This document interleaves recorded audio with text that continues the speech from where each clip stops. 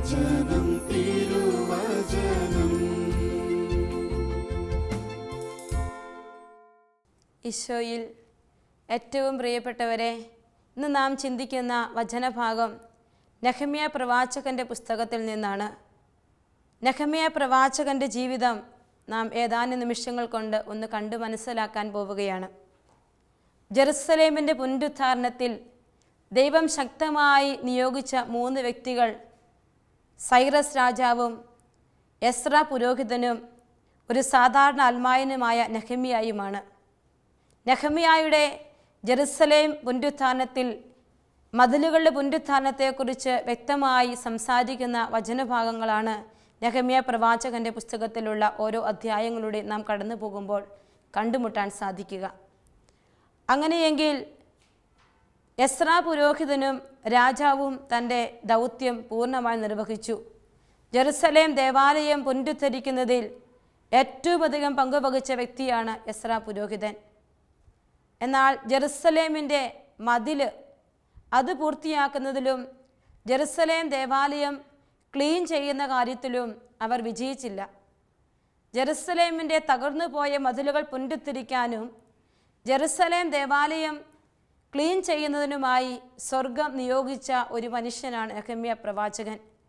നെഹമ്യാ പ്രവാചകൻ്റെ ജീവിതത്തിലേക്ക് നാം കടന്നു ചെല്ലുമ്പോൾ തൻ്റെ ജീവിതം മുഴുവൻ ജെറുസലേം മതിലുപണിക്ക് വേണ്ടി മാറ്റിവെച്ചുവെന്ന് അദ്ദേഹത്തെക്കുറിച്ച് പറയാനാവില്ല. എന്നാൽ അദ്ദേഹത്തിൻ്റെ ജീവിതം ദൈവത്തോടൊപ്പമായിരുന്നു എന്ന് നമുക്ക് വ്യക്തമായി മനസ്സിലാകും. രാജകൊട്ടാരത്തിൽ രാജാവിൻ്റെ പാനപാത്രവാഹകനായിരുന്നു കൊണ്ട് തന്നെയാണ്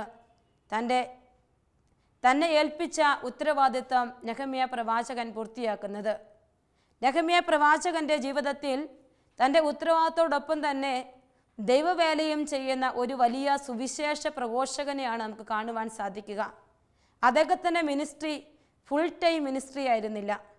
അദ്ദേഹം ഏൽപ്പിച്ച ഉത്തരവാദിത്വം ചെയ്തുകൊണ്ട് തന്നെ ദൈവവേലയ്ക്ക് വേണ്ടി അധ്വാനിച്ച ഒരു മനുഷ്യനാണ്, ഒരു സാധാരണ അൽമായനാണ്. ദൈവം തന്നോട് ചോദിച്ച് ഒന്നിനും നോ പറയാതെ അതിനെല്ലാം ഉത്തരം കൊടുത്ത് സധൈര്യം ഇറങ്ങിപ്പുറപ്പെട്ട നെഹമ്യാ പ്രവാചകൻ്റെ ജീവിതത്തിലേക്ക് നാം ഒന്ന് കടന്നു ചെല്ലുമ്പോൾ 1-ാമത്തെ അധ്യായത്തിൽ നെഹമ്യാ പ്രവാചകൻ്റെ പ്രാർത്ഥനയെക്കുറിച്ചാണ് നാം കാണുക. നെഹമ്യാ പ്രവാചകൻ പ്രാർത്ഥിക്കുമ്പോൾ ദൈവം തൻ്റെ വിളി അദ്ദേഹത്തിന് കൊടുക്കുന്നുണ്ട്. എപ്പോഴാണ് അദ്ദേഹം പ്രാർത്ഥിക്കുക എന്ന് ചോദിച്ചാൽ 1-ാം അധ്യായം 1 മുതലുള്ള വചനങ്ങളിൽ ഇപ്രകാരം കാണും. ഹക്കാലിയായുടെ പുത്രൻ നെഹമ്യായുടെ വാക്കുകൾ. അർത്താർക്കസ് രാജാവിൻ്റെ 20-ാം ഭരണവർഷം കിസ്ലേവ് മാസം ഞാൻ തലസ്ഥാനമായ സൂസായിലായിരുന്നു. എൻ്റെ സഹോദരരിൽ ഒരുവനായ ഹനാനി ഏതാനും ആളുകളോടുകൂടെ യൂദയായിൽ നിന്ന് വന്നു. പ്രവാസത്തെ അതിജീവിച്ച യഹൂദരെയും ജെറുസലേമിനെയും കുറിച്ച് ഞാൻ അവരോട് ആരാഞ്ഞു. അവർ പറഞ്ഞു, പ്രവാസത്തെ അതിജീവിച്ച് ദേശത്ത് കഴിയുന്നവർ കഷ്ടതയിലും അപമാനത്തിലുമാണ്. ജെറുസലേം മതിലുകൾ തകർന്ന് കവാടം അഗ്നിക്കിരയായി അതേപടി കിടക്കുന്നു. ഇതാണ് നെഹമ്യാ പ്രവാചകൻ്റെ പ്രാർത്ഥനയ്ക്കായി അദ്ദേഹത്തിന് കിട്ടുന്ന പ്രചോദനം. രാജാവിൻ്റെ പാനപാത്രവാഹകനായിരിക്കുമ്പോൾ തന്നെ ജെറുസലേമിൽ നിന്ന് കടന്നു വരുന്ന ഹനാനിയുടെ വാക്കുകൾ അദ്ദേഹത്തെ ഏറെ വേദനിപ്പിച്ചുവെന്ന് 1-ാം അധ്യായം 4-ാമത്തെ വചനത്തിൽ നാം കാണുകയാണ്. ഇത് കേട്ട് ഞാൻ നിലത്തിരുന്ന് കരഞ്ഞു. ദിവസങ്ങളോളം വിലപിക്കുകയും ഉപവസിക്കുകയും ചെയ്തു. സ്വർഗസ്ഥനായ ദൈവത്തിൻ്റെ സന്നിധിയിൽ ഞാൻ പ്രാർത്ഥിച്ചു. പ്രിയപ്പെട്ടവരെ, രാജാവിൻ്റെ പാനപാത്രവാഹകനായിരിക്കുമ്പോൾ തന്നെ ദൈവത്തെക്കുറിച്ചുള്ള ചിന്ത, ദേവാലയത്തെക്കുറിച്ചുള്ള ചിന്ത അദ്ദേഹത്തിൻ്റെ മനസ്സ് നിറഞ്ഞു നിന്നിരുന്നു. അതുകൊണ്ട് തന്നെ അവിടെ നിന്ന് കടന്നു വരുന്ന ഒരു വ്യക്തിയോട് അന്വേഷിക്കുകയാണ്, എങ്ങനെയായി ജെറുസലേം ദേവാലയത്തിൻ്റെ പണി, ജെറുസലേമിൻ്റെ ഇപ്പോഴത്തെ അവസ്ഥ എന്താണെന്ന് ചോദിക്കുമ്പോൾ അവർ പറയുകയാണ്, ജെറുസലേമിൻ്റെ മതിലുകൾ തകർന്നു കിടക്കുന്നുവെന്ന്. ഇത് കേട്ട് നിലത്തിരുന്നു കരഞ്ഞു എന്നുള്ള വാക്കുകൾ തന്നെ നെഹമ്യാ പ്രവാചകൻ്റെ ജീവിതത്തിൽ ദൈവത്തിന് അദ്ദേഹം കൊടുക്കുന്ന സ്ഥാനം എത്ര വലുതാണ് എന്ന് നമുക്ക് വ്യക്തമായി മനസ്സിലാകും. ഇനി ഈ അധ്യായങ്ങൾ മുഴുവൻ നാം പരിശോധിക്കുമ്പോൾ അദ്ദേഹം ദൈവത്തോട് ഒരു തവണയല്ല പ്രാർത്ഥിക്കുക, പലതവണ. എപ്പോഴെന്ന് ചോദിച്ചാൽ ഒന്നാമത്തെ സ്ഥാനം നാം കാണുക കനാനിയുടെ വാക്കുകൾ കേട്ടപ്പോൾ നിലത്തിരുന്ന് കരയുന്ന ഒരു നെഹമ്യാ പ്രവാചകൻ. അദ്ദേഹത്തിൻ്റെ കരച്ചിലിൽ തന്നെക്കുറിച്ച് മാത്രമല്ല, ജെറുസലേമിനെ കുറിച്ച് മാത്രമല്ല, ജെറുസലേം ജനതയുടെ ഓരോ ജീവിതങ്ങളെയും ഓർത്തുകൊണ്ട് അതെല്ലാം എടുത്തെടുത്ത് പറഞ്ഞുകൊണ്ട് നെഹമ്യാ പ്രവാചകൻ കരയുകയാണ്. അതാണ് 5 മുതലുള്ള വചനങ്ങളിൽ നാം കാണുക. സ്വർഗത്തിൽ വസിക്കുന്ന ദൈവമായ കർത്താവേ, തന്നെ സ്നേഹിക്കുകയും തൻ്റെ പ്രമാണങ്ങൾ അനുസരിക്കുകയും ചെയ്യുന്നവരോട് ഉടമ്പടി പാലിക്കുകയും കാരുണ്യം കാട്ടുകയും ചെയ്യുന്ന ഉന്നതനും ഭീതികരനുമായ ദൈവമേ, അവിടുത്തെ ദാസരായ ഇസ്രായേൽ ജനത്തിനു വേണ്ടി ഈ ദാസൻ രാവും പകലും അങ്ങയുടെ മുമ്പിൽ പ്രാർത്ഥിക്കുന്നു. തന്നെക്കുറിച്ചോ തൻ്റെ സുസ്ഥിതിയെക്കുറിച്ചോ തൻ്റെ കുറവുകളെക്കുറിച്ചോ പരാതിയില്ലാതെ ദൈവജനത്തിനു വേണ്ടി രാവും പകലും പ്രാർത്ഥിക്കുന്ന ഒരു നെഹമ്യാ പ്രവാചകനെ വചനഗ്രന്ഥത്തിൽ നാം കാണുകയാണ്. തൻ്റെ ജീവിതത്തിൻ്റെ ഏറ്റവും പ്രധാനപ്പെട്ട പ്രാർത്ഥനാ മണിക്കൂറുകൾ തനിക്ക് വേണ്ടി മാത്രമല്ല അദ്ദേഹം മാറ്റിവെച്ചത്, ജെറുസലേം ദേവാലയത്തിലെ ആയിരിക്കുന്ന മക്കൾക്ക് വേണ്ടി, യഹൂദ ജനതയ്ക്ക് വേണ്ടി. എന്നിട്ട് അദ്ദേഹം പറയുകയാണ് 6-ാമത്തെ വചനത്തിൽ, ഈ ദാസനെ കടാക്ഷിച്ച് പ്രാർത്ഥന ശ്രവിക്കണമേ. അവിടുത്തെ ജനമായ ഞങ്ങൾ അങ്ങേക്കെതിരെ ചെയ്തു പോയ പാപങ്ങൾ ഏറ്റുപറയുന്നു. ഞാനും എൻ്റെ പിതൃഭവനവും പാപം ചെയ്തിരിക്കുന്നു. അങ്ങേക്കെതിരെ ഞങ്ങൾ കഠിനമായ തെറ്റു ചെയ്തു.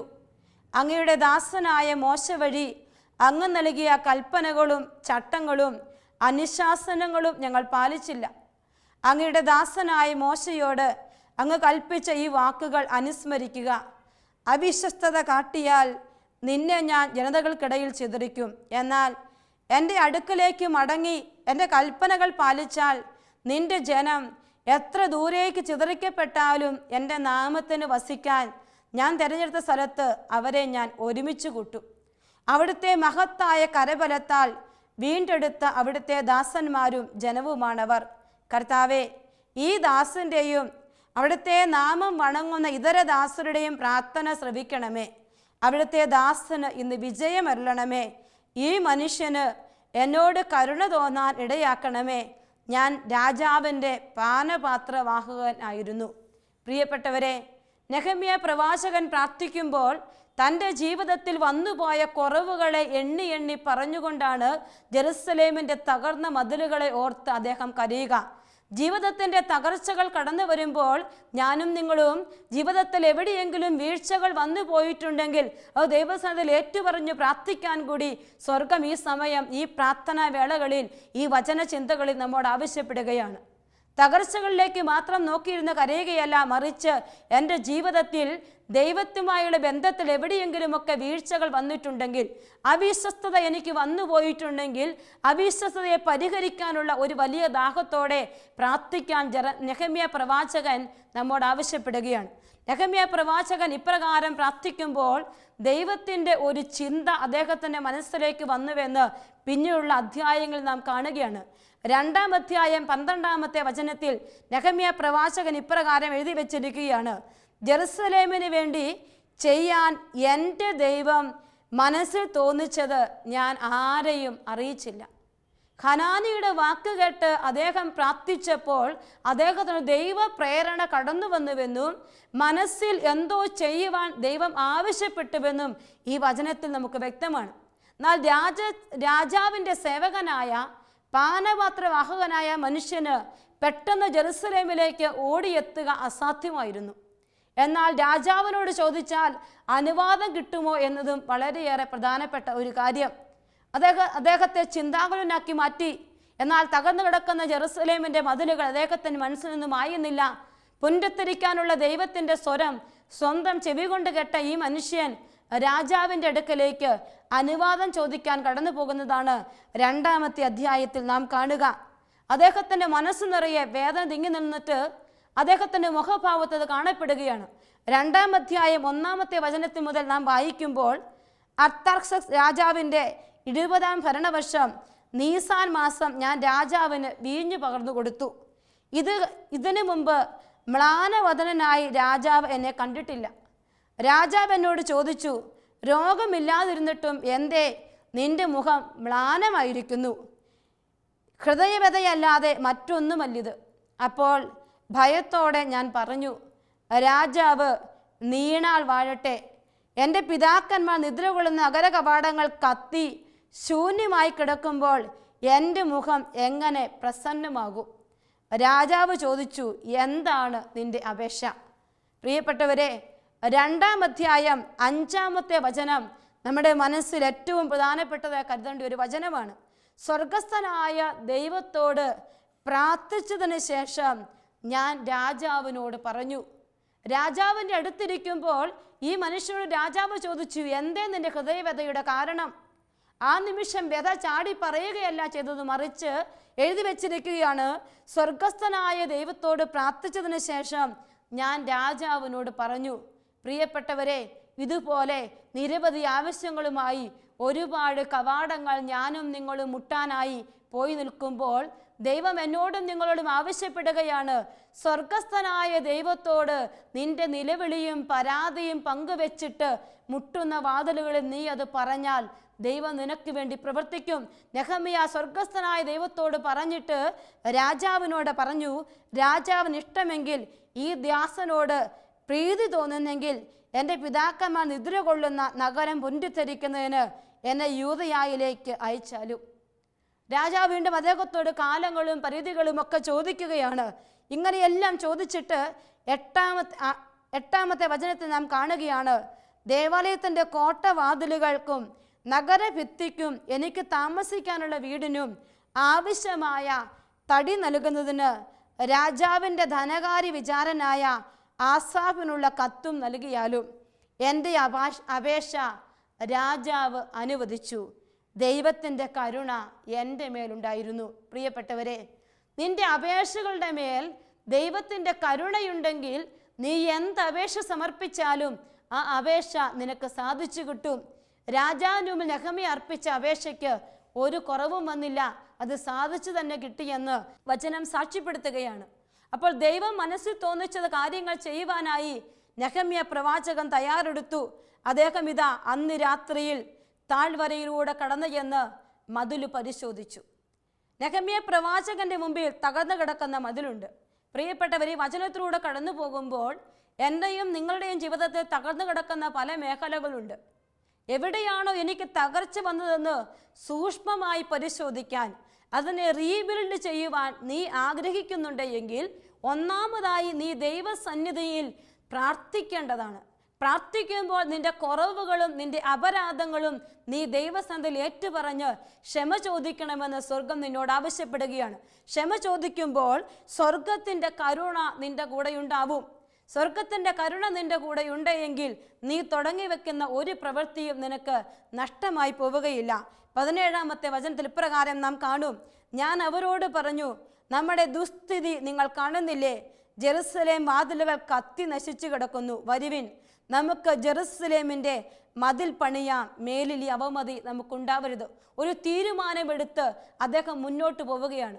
സ്വർഗം തൻ്റെ മനസ്സിൽ എന്ത് തോന്നിപ്പിച്ചോ അത് ആരോടും പങ്കുവെക്കാത്ത മനുഷ്യൻ നേരെ ചെന്ന് കത്തിക്കിടക്കുന്ന മതിലിലേക്ക് ഉറ്റുനോക്കി. അപ്പോൾ അടുത്തേക്ക് വന്നവരോട് അദ്ദേഹം പറഞ്ഞു, നമുക്ക് ഈ മതിൽ പണിയാം. ഈ മതിൽ പണിയാമെന്ന് പറഞ്ഞപ്പോൾ അദ്ദേഹത്തോട് ഒരുപാട് ചോദ്യങ്ങൾ ചോദിക്കുകയാണ് പരിഹസിച്ചുകൊണ്ട്. 19-ാമത്തെ വചനം, ഖൊറോണിനായ സൻബല്ലാത്തും അമോനിനായ തോബി എന്ന ദാസനും അറേബ്യനായ ഗഷമും ഇത് കേട്ട് ഞങ്ങളെ പരിഹസിച്ചു പറഞ്ഞു, നിങ്ങൾ എന്താണ് ഈ ചെയ്യുന്നത്? രാജാവിനോടാണോ മത്സരം? ഞാൻ മറുപടി നൽകി, സ്വർഗത്തിൻ്റെ ദൈവം ഞങ്ങൾക്ക് വിജയം നൽകും, അവിടുത്തെ ദാസന്മാരായ ഞങ്ങൾ പണിയും. പ്രിയപ്പെട്ടവരെ, ജീവിതം തകർന്നു കിടക്കുമ്പോൾ, ജീവിതം വീണ് കിടക്കുമ്പോൾ പലരും നമ്മെ നോക്കി പരിഹസിക്കാൻ നമ്മുടെ ചുറ്റുമുണ്ടാവും. അപ്പോൾ നിന്റെ ഹൃദയത്തിൽ നീ എഴുതി വയ്ക്കേണ്ട വചനമാണ്, സ്വർഗത്തിൻ്റെ ദൈവം എനിക്ക് വിജയം നൽകും, അവിടുത്തെ ദാസന്മാരായ ഞങ്ങൾ പണിയും. തകർച്ചയിൽ നിന്ന് ഞങ്ങൾ പണിതെടുക്കും, ഞങ്ങൾ ഉയർത്തെഴുന്നേൽക്കുമെന്നുള്ള ബോധ്യത്തോടെ നിന്റെ ജീവിതത്തിൻ്റെ തകർച്ചകൾ വീണ്ടും പണിയാൻ ദൈവത്തെ കൂട്ടുപിടിച്ച് ഇന്നു മുതൽ നീ ആരംഭിച്ചാൽ നീ വിജയിക്കുക തന്നെ ചെയ്യും. നെഹമ്യാ പണി ആരംഭിക്കുകയാണ്. ദൈവത്തിൻ്റെ വിളി കേട്ട് നെഹമ്യാ പണി ആരംഭിച്ചു. പ്രിയപ്പെട്ടവരെ, ദൈവത്തിൻ്റെ ഇഷ്ടം ചോദിച്ച് ഒരു വ്യക്തി യാത്ര ചെയ്യാൻ തുടങ്ങുമ്പോൾ പ്രതിസന്ധികൾ കടന്നു വരില്ല എന്ന് ഒരിക്കലും ചിന്തിക്കരുത്. നെഹമ്യാ പ്രവാചകന്റെ പുസ്തകം നാം പരിശോധിക്കുമ്പോൾ 4-ാമത്തെ അധ്യായത്തിന്റെ ഹെഡിങ് തന്നെ നമുക്ക് കാണാൻ പറ്റും, മതിൽ പണിക്ക് തടസ്സം. അതെ, ദൈവം പറഞ്ഞിട്ടാണ് നെഹമ്യാ ഇത് ചെയ്തുകൊണ്ടിരിക്കുക. എന്നിട്ടും എന്തേ ഒരു തടസ്സം, എന്നിട്ടും എന്തേ ഒരു കുറവ്? ദൈവത്തിൻ്റെ സ്വരം കേട്ട് പണി തുടങ്ങിയ ഒരു മനുഷ്യന് തടസ്സം വരുമ്പോൾ എല്ലാവരും അദ്ദേഹത്തെ, കോപാക്രാന്തനെ അദ്ദേഹത്തിൻ്റെ അടുക്കലേക്ക് നടന്നെടുക്കുമ്പോൾ 7-ാമത്തെ വചനത്തിൽ ഇപ്രകാരം നാം കാണും. അദ്ദേഹത്തോട് അവർ കാണിക്കുന്ന ഓരോ നീചത്തെ പ്രവർത്തികളെക്കുറിച്ച് വചനം പറയുകയാണ്. സൻബല്ലാത്തും തോബിയായും അറബികളും അമോന്യരും അഷ്തോദ്യരും ജെറുസലേം മതിലിൻ്റെ പുനർനിർമ്മാണം പുരോഗമിക്കുന്നെന്നും വിടവുകൾ അടഞ്ഞു തുടങ്ങിയെന്നും കേട്ട് കോപാക്രാന്തരായി. ജീവിതത്തിൽ ദൈവത്തിൻ്റെ വഴിയെ യാത്ര ചെയ്യുമ്പോൾ നിന്നോട് കോപിക്കുന്നവരുണ്ടാകും, നിന്നോട് അസൂയപ്പെടുന്നവരുണ്ടാകും, നിന്നെ തകർക്കാൻ ശ്രമിക്കുന്നവരുണ്ടാകും. എന്നാൽ നെഹമ്യാ അവിടെയൊന്നും പതറിപ്പോകുന്നില്ല. നെഹമ്യാ 14-ാമത്തെ വചനത്തിൽ 4:14 നെഹമ്യാ പറയുകയാണ്, ശ്രേഷ്ഠന്മാരോടും ജനത്തോടും പറഞ്ഞു, അവരെ ഭയപ്പെടേണ്ട. നിങ്ങളുടെ സഹോദരന്മാർ, പുത്രിപുത്രന്മാർ, ഭാര്യമാർ എന്നിവരും നിങ്ങളുടെ ഭവനങ്ങൾക്ക് വേണ്ടി പോരാടുന്ന ഉന്നതനും ഭീതികനുമായ കർത്താവിനെ ഓർക്കുവിൻ. ഞങ്ങൾ ഇതെല്ലാം അറിഞ്ഞെന്നും അവരുടെ ഉപായങ്ങൾ ദൈവം നിഷ്ഫലമാക്കിയെന്നും അവർ അറിഞ്ഞു. ഞങ്ങൾ പണി തുടർന്നു. പ്രിയപ്പെട്ടവരെ, നെഹമ്യായുടെ ജീവിതത്തിൽ അസൂയയുടെ തടസ്സങ്ങൾ, കോപത്തിൻ്റെ തടസ്സങ്ങൾ, ശത്രുതയുടെ വലിയ മതിലുകളൊക്കെ ഉയർന്നു നോക്കുമ്പോൾ അദ്ദേഹം പതറിപ്പോകുന്നില്ല. കൂടെ നിൽക്കുന്നവരെ ധൈര്യപ്പെടുത്തിക്കൊണ്ട് അദ്ദേഹം പറഞ്ഞു, നമ്മുടെ കൂടെ പോരാടുന്ന ഭീതികരനായ കർത്താവിനെ നിങ്ങൾ ഓർക്കണം. പ്രിയപ്പെട്ടവരെ, ജീവിതം തകർന്നു പോയെടുത്ത് പിടിച്ചെടുക്കാൻ ശ്രമിക്കുന്ന അനേകം ജീവിതങ്ങളെ നാം ഇന്ന് കാണും. അവരോട് പറയാൻ ഒരു വാക്ക്, ഈ തകർച്ചകൾക്കിടയിൽ, തകർക്കുന്നവർക്കിടയിൽ കർത്താവ് നമ്മോട് പറയുകയാണ്, നിന്റെ കൂടെ നിന്ന് പോരാടുന്ന ഭീതികരനായ കർത്താവിനെ നീ ഓർക്കുവിൻ. അങ്ങനെ നീ ഓർത്തുകൊണ്ടിരുന്നാൽ ചുറ്റും നിൽക്കുന്ന മതിലുകൾ ആര് കെട്ടിവെച്ചാലും, നിന്നെ തകർക്കാൻ ശ്രമിച്ചാലും അവരെയൊക്കെ തകർത്തുകൊണ്ട് നിന്റെ ഒപ്പം നിൽക്കുന്ന ഒരു കർത്താവിനെ, പോരാടുന്ന ഒരു കർത്താവിനെ നിനക്ക് കാണാൻ പറ്റുമെന്ന് നെഹമ്യാ ജനത്തോട് പറഞ്ഞു. 20-ാമത്തെ വചനം 4:20, നിങ്ങൾ എവിടെയായിരുന്നാലും കാഹളം കേൾക്കുമ്പോൾ ഞങ്ങൾക്ക് ചുറ്റും വന്നുകൂടും. നെഹമ്യാ ജനത്തോട് പറയുകയാണ്. അങ്ങനെ ഞങ്ങൾ പണിയിൽ മുഴുകി പകുതി പേർ പ്രഭാതം മുതൽ നക്ഷത്രങ്ങൾ തെളിയുന്നത് വരെ കുന്തം വഹിച്ചു നിന്നു. എന്ന് പറഞ്ഞാൽ എന്താണ്? ജീവിതത്തിൽ ജാഗ്രതയോടെ വർത്തിക്കുകയാണ്. ദൈവത്തിൻ്റെ വിളി കേട്ട് ഒരു മനുഷ്യൻ ഇറങ്ങി തിരിച്ചു, അവൻ പണി ആരംഭിച്ചു. പ്രതിസന്ധികൾ ചുറ്റോട് ചുറ്റും നിൽക്കുമ്പോൾ പ്രിയപ്പെട്ടവരെ, ദൈവം നിന്റെ കൂടെ നിൽക്കുമെന്നുള്ള ബോധ്യത്തോടെ നീ യാത്ര ചെയ്യുമ്പോൾ കർത്താവ് ഒരു കാര്യം നമ്മെ ഓർമ്മിപ്പിക്കുകയാണ്, നീ ജാഗരൂകതയോടെ വർത്തിക്കണം. ശത്രു എവിടെ നിന്ന് ആക്രമിക്കുമെന്ന് ചിന്തിച്ചുകൊണ്ട് ജാഗരൂകതയോടെ വർത്തിക്കണം. കർത്താവിൻ്റെ കരം പിടിച്ച് ജാഗരൂകതയോടെ വർത്തിക്കുക, വിവേകത്തോടെ വ്യാപരിക്കുക. കർത്താവ് നമ്മോട് പറയുന്ന ഒരു കാര്യമാണ്. നെഹമ്യായുടെ പുസ്തകത്തിൽ നിന്ന് കർത്താവ് നമ്മോട് പറയുകയാണ്, വിവേകത്തോടെ വ്യാപരിക്കണം. വിവേകമുള്ള വ്യക്തിയെ പോലെ ജാഗരൂകതയുണ്ട്. കാരണം കുന്തം വഹിച്ചുകൊണ്ട് അവർ നിന്നു എന്ന് പറഞ്ഞാൽ, എന്നിട്ടോ പണി തുടരുകയാണ്. രാത്രിയും പകലും അവർ പണി തുടർന്നുകൊണ്ടേയിരുന്നു. പണി നടക്കുന്നു, പണി പുരോഗമിക്കുന്ന സമയത്ത് ഇതാ തങ്ങളുടെ കൂട്ടത്തിൽ നിന്ന് കുറേ അധികം ആളുകൾ പരാതി ഉന്നയിക്കുകയാണ്. കുറേ അധികം ആളുകൾ പരാതി ഉന്നയിക്കുന്നു, തങ്ങൾക്കൊന്നും കിട്ടുന്നില്ല, ഭക്ഷണം കിട്ടുന്നില്ല, ധാന്യം കിട്ടുന്നില്ല. ഇങ്ങനെ പറഞ്ഞുകൊണ്ട് അവർ തങ്ങൾക്ക് തന്നെ കെണി ഒരുക്കുകയാണ്. അവർ പറയുന്നു, തങ്ങൾക്കിടയിൽ കുത്തിത്തിരിപ്പുകൾ ഉണ്ടാക്കുന്ന കുറേ അധികം ജനതകൾ. പ്രിയപ്പെട്ടവരെ, ഞാനും നിങ്ങളുമൊക്കെ എൻ്റെയും നിങ്ങളുടെയും ജീവിതയാത്രയിൽ പ്രതിസന്ധികൾ ഏറെ നിൽക്കുമ്പോൾ ഞാനും നിങ്ങളും പിടിച്ചു നിന്ന് ദൈവത്തിൻ്റെ ശക്തിയിൽ യാത്ര ചെയ്യുമ്പോഴും നമ്മുടെ കൂടെ നിൽക്കുന്ന നമുക്ക് തോന്നുന്നവർ, ഒപ്പം നിൽക്കുന്നവർ തോന്നുന്നവർ പോലും, സ്വന്തം പാത്രത്തിൽ ഒരുമിച്ച് കഴിക്കുന്നത് വിചാരിക്കുന്നവർ പോലും നമുക്കെതിരെ പരാതികൾ ഉന്നയിക്കുന്ന ഒരു യാഥാർത്ഥ്യം ഇന്നുണ്ട്. ആ യാഥാർത്ഥ്യങ്ങൾക്ക് നടുവിലും പ്രിയപ്പെട്ടവരെ, നിശബ്ദതയോടെ ദൈവകരങ്ങളിൽ മുറുകെ പിടിച്ചുകൊണ്ട് നിന്നാൽ നമ്മുടെ ദൈവഭക്തി വിടാതെ നിൽക്കുവാൻ ദൈവം നമ്മോട് ആവശ്യപ്പെടുകയാണ്. നെഹമ്യാ പ്രവാചകന്റെ പുസ്തകം 5:8 വചനം വ്യക്തമായി എഴുതി വെച്ചിരിക്കുന്നു, ശത്രു ജനങ്ങളുടെ പരിഹാസത്തിന് ഇരയാകാതിരിക്കാൻ നിങ്ങൾ നമ്മുടെ ദൈവത്തോടുള്ള ഭക്തിയിൽ ചരിക്കേണ്ടതല്ലേ. അപ്പോൾ തങ്ങൾക്കിടയിൽ കുത്തിത്തിരിപ്പുകൾ വന്നു, പരാതികൾ ഉയർന്നു എന്ന് നെഹമ്യായ്ക്ക് മനസ്സിലായപ്പോൾ നെഹമ്യാ അവരോടൊരു ചോദ്യം ചോദിക്കുകയാണ്. ദൈവത്തോടുള്ള ഭക്തിയിൽ ഉറച്ചു നിന്നില്ലെങ്കിൽ നമുക്കിടയിൽ കുത്തിത്തിരിപ്പുകളും പരിഹാസങ്ങളും ഉണ്ടാകുമ്പോൾ മറ്റ് ജനതകൾ നമ്മെ നോക്കി പരിഹസിക്കും. എന്ന് പറഞ്ഞാൽ ഒരു കുടുംബം ഇപ്പോൾ ഒരുപാട് പ്രശ്നങ്ങളിലൂടെ നമ്മുടെ വീട് കടന്നു പോവുകയാണ്. പ്രതിസന്ധികളോടെ നമ്മുടെ കുടുംബം കടന്നു പോവുകയാണ്. അങ്ങനെ കടന്നു പോകുമ്പോൾ നമുക്കൊന്നും ചെയ്യാൻ പറ്റുന്നില്ല. എന്നിട്ടും ഭർത്താവ് പറയുകയാണ് ഭാര്യയോട്, നമുക്കൊരുമിച്ച് ഇങ്ങനൊരു വഴി കണ്ടെത്താം. ഒരുമിച്ചൊരു വഴി കണ്ടെത്തി ഒരു കൊച്ചു കാര്യം ചെയ്ത് സ്റ്റാർട്ട് ചെയ്യുമ്പോൾ ഒരു പക്ഷേ മക്കൾ, പരാതികൾ, ഒപ്പം നിൽക്കുന്നില്ലാത്ത അവസ്ഥ, അല്ലെങ്കിൽ ഭാര്യ ഒപ്പം നിൽക്കുന്നില്ലാത്ത അവസ്ഥ, അവിടെ കലഹങ്ങൾ വരുമ്പോൾ ഒരു കാര്യം ശ്രദ്ധിക്കണം.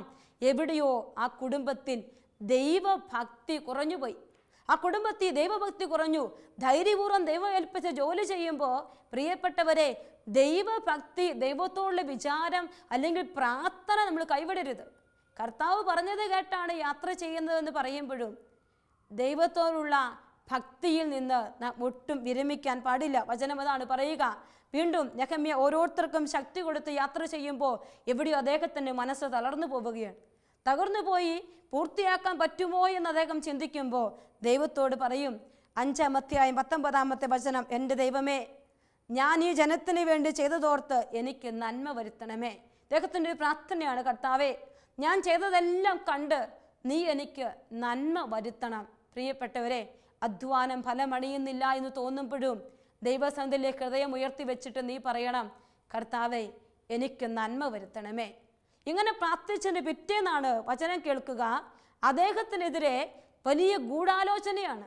നെഹമ്യാ പ്രവാചകൻ 6:1 വചനം പറയുകയാണ്, ഞാൻ കതവ് കൊളുത്തിയില്ലെങ്കിലും മതിൽ പണിത് വിടവുകൾ അടച്ചുവെന്ന് സൻബല്ലാത്തും തോബിയായും അറേബ്യനായ ഗശമും ശത്രുക്കളും അറിഞ്ഞു. അപ്പോൾ എനിക്കെതിരെ അവർ ഗൂഢാലോചന നടത്തി.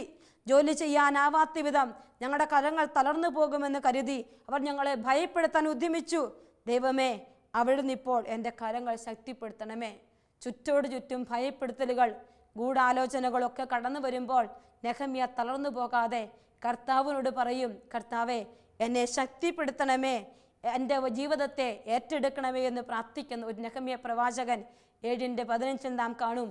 മതിൽ പൂർത്തിയാക്കി ദൈവസന്നിധിയിൽ നിന്നുകൊണ്ട് കർത്താവിന് നന്ദി അർപ്പിക്കുന്ന നെഹമ്യാ പ്രവാചകനെ അങ്ങനെ 52-ാം ദിവസം ഏലൂൽ മാസം 25-ാം ദിവസം പണി പൂർത്തിയായി. ഇതറിഞ്ഞ് ഞങ്ങളുടെ ശത്രുക്കളും ചുറ്റുമുള്ള ജനങ്ങളും ഭയപ്പെട്ടു. അവർക്ക് ആത്മവിശ്വാസം നശിച്ചു. ഞങ്ങളുടെ ദൈവത്തിൻ്റെ സഹായത്തിലാണ് ഈ പണി നടന്നതെന്ന് അവർ മനസ്സിലാക്കി. പ്രിയപ്പെട്ടവരെ, എന്നോടും നിങ്ങളോടും കർത്താവ് ഈ നാളുകളിൽ ആവശ്യപ്പെടുന്നത് തന്നെയാണ്. ജീവിതത്തിൻ്റെ തകർച്ചകളിൽ നിന്ന് പൊന്തിത്തിരിക്കപ്പെട്ട് ഉയർത്തെഴുന്നേൽക്കാൻ ആഗ്രഹിച്ച നീ ഒരു മുന്നൊരുക്കം നടത്തുമ്പോൾ നീ പ്രാർത്ഥിക്കുക. ദൈവസന്നിധിയിൽ നിന്റെ ജീവിതം അർപ്പിക്കുക. ദൈവത്തിൻ്റെ സ്വരം കേട്ട് യാത്ര ചെയ്യുക. പ്രാർത്ഥന കൈവിടാതിരിക്കുക. ചുറ്റോട് ചുറ്റുമുള്ള പ്രതിസന്ധികളിലും ദൈവം എനിക്ക് വേണ്ടി പൊരുതുമെന്ന് വിശ്വസിച്ചുകൊണ്ട് കർത്താവിന് സ്ഥാനം കൊടുത്ത് നീ യാത്ര ചെയ്താൽ നിന്റെ ജീവിതത്തെ കർത്താവ് ലക്ഷ്യസ്ഥാനത്തെത്തിക്കും. നിന്റെ ആഗ്രഹങ്ങൾ പൂർത്തിയാകും. നീ ദൈവസന്നിധിയിൽ സ്വീകാര്യനാകും. അതിനുള്ള കൃപ ചോദിച്ച് നമുക്ക് പ്രാർത്ഥിക്കാം. കണ്ണുകളടച്ച കരങ്ങൾ കൂട്ടിപ്പിടിക്കാം. കർത്താവെ, നെഹമ്യാ പ്രവാചകൻ തകർന്നു കിടന്ന മതിലുകൾ പണിതുയർത്തിയതുപോലെ ഞങ്ങളുടെ ജീവിതങ്ങളിൽ ഇന്ന് പല മേഖലകൾ തകർന്നു കിടക്കുകയാണ്. തകർന്നു കിടക്കുന്ന മേഖലകളിലേക്ക് ഉറ്റുനോക്കി കേടുപാടുകൾ മാറ്റി ദൈവത്തിൻ്റെ കരം ദർശിച്ച് ദൈവത്തിൻ്റെ മുമ്പിൽ കർത്താവെ വിശ്വസ്തയോടെ വ്യാപരിച്ചുകൊണ്ട് ലോകത്തിനൊരു സാക്ഷ്യമായി തീരുവാൻ ഈ നാളുകളിൽ ഞങ്ങളുടെ ഓരോ കുടുംബങ്ങളെയും അനുഗ്രഹിക്കണമേ എന്ന് പ്രാർത്ഥിക്കുന്നു. നിത്യം പിതാവും പുത്രനും പരിശുദ്ധാത്മാവുമായ സർവേശ്വര. ആമേൻ.